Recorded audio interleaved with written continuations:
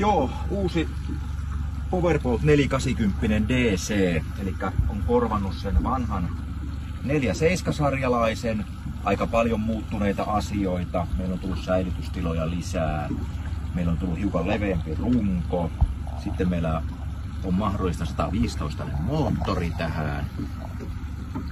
Ja hyviä ratkaisuja on pidetty vielä voimissaan, eli meillä on täällä takatasojen alla niin tarvittaessa niin lisäpenkit 2 hengelle.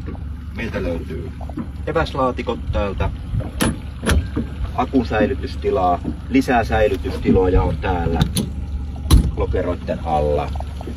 Sitten mikä parasta, niin meillä on tullut tänne niin